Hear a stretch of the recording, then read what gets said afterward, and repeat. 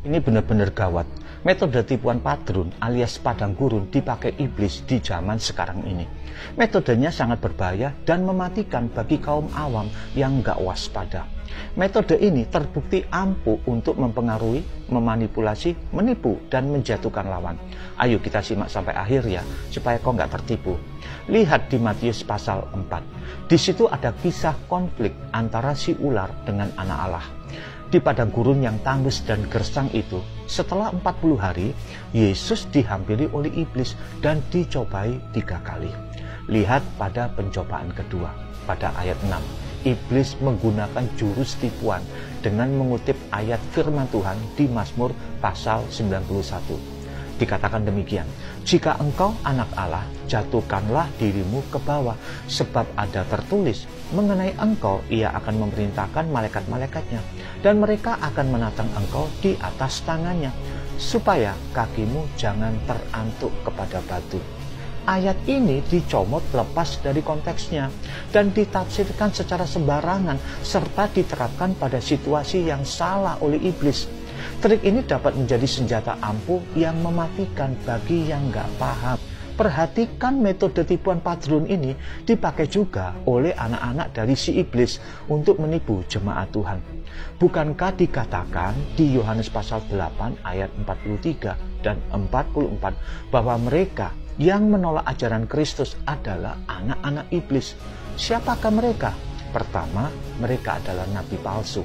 Mereka adalah serigala berbulu domba yang menyamar sebagai hamba Tuhan, penginjil, bahkan pendeta, tapi datang untuk mengacaukan imanmu.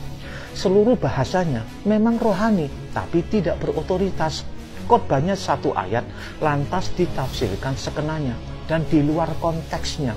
Jemaat tidak dibawa untuk mengagumi Kristus dan salibnya, tapi untuk dirinya sendiri dan organisasinya.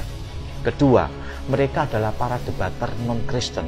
Mereka suka pasang jebakan tikus, cari orang Kristen awam yang terperangkap, lantas dihabisi dengan ayat-ayat yang ditafsirkan secara ngawur demi mendukung agamanya. Bahkan konon ada yang tahu bahasa Ibrani dan Yunani, lantas dengan gaya lebay, mereka mengolok-olok orang Kristen yang kelabakan dengan serangan mereka.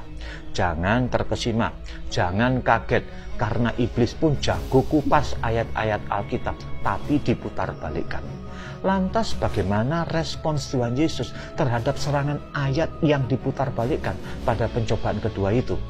Tuhan membalas dengan mengutip ayat secara benar dan tepat sesuai dengan maksud kebenaran ilahi, yaitu di Ulangan 6 ayat 16. Ia berkata dengan tegas, ada pula tertulis, janganlah engkau mencobai Tuhan Allahmu. Kita mau mencontoh Tuhan Yesus yang menggunakan firman Tuhan yang berotoritas dan diterapkan secara benar untuk melawan mereka. Kalau mereka ngeyel gimana? Gunakan jurus ampuh Tuhan Yesus di ayat 10.